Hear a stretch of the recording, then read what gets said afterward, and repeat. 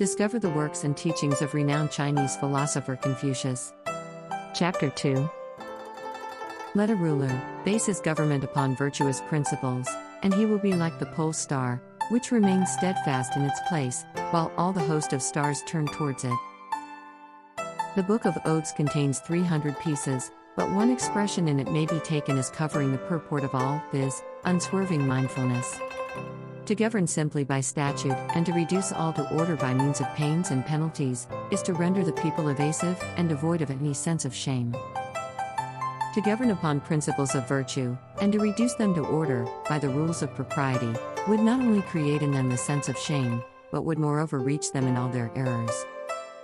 When I attained the age of 15, I became bent upon study. At 30, I was a confirmed student. At 40, naught could move me from my course. At 50, I comprehended the will and decrees of heaven. At 60, my ears were attuned to them. At 70, I could follow my heart's desires, without overstepping the lines of rectitude. The rules of propriety should always be adhered to in regard to those who brought us into the world, in ministering to them while living, in burying them when dead, and afterwards in the offering to them of sacrificial gifts. To a query of Mong Wu respecting filial piety, the master replied, "Parents ought to bear but one trouble, that of their own sickness." The filial piety of the present day simply means the being able to support one's parents, which extends even to the case of dogs and horses, all of which may have something to give, in the way of support. If there be no reverential feeling in the matter, what is there to distinguish between the cases? The manner is the difficulty. If, in the case of work to be done, the younger folks simply take upon themselves the toil of it, or if, in the matter of meat and drink, they simply set these before their elders, is this to be taken as filial piety? Once the master remarked, "I have conversed with Fu the whole day long, and he has controverted nothing that I have said, as if he were without wits. But when his back was turned, and I looked attentively at his conduct apart from me, I found it satisfactory in all its issues. No, indeed. Fu is not without his wits. If you observe what things people, usually, take in hand, watch their motives, and note particularly what it is that gives them satisfaction, shall they be able to conceal from you what they are? Conceal themselves, indeed. Be versed in ancient lore, and familiarize yourself with the modern, then may you become teachers. The great man is not a mere receptacle.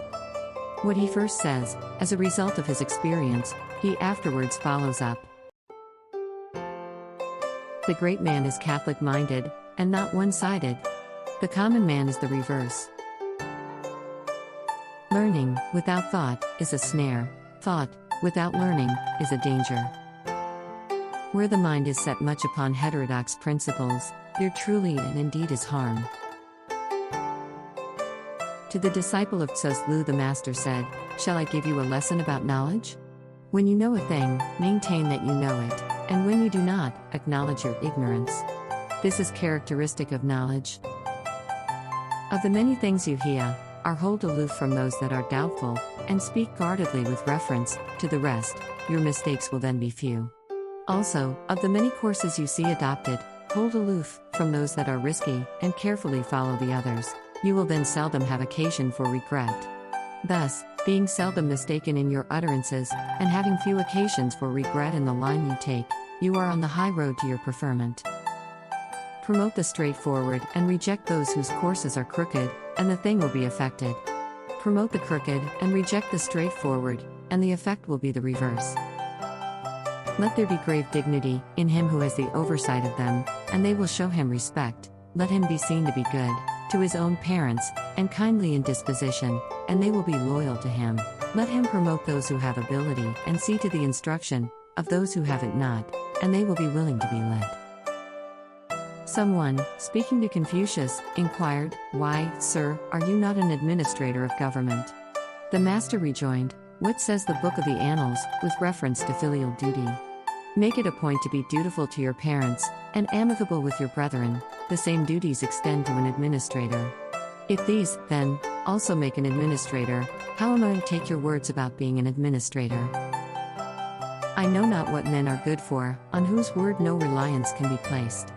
How should your carriages, large or little, get along without your whipple trees or swing trees?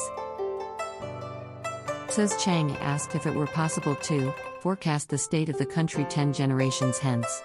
The master replied in this manner: the Yin dynasty adopted the rules and manners of the higher line of kings, and it is possible to tell whether it retrograded or advanced.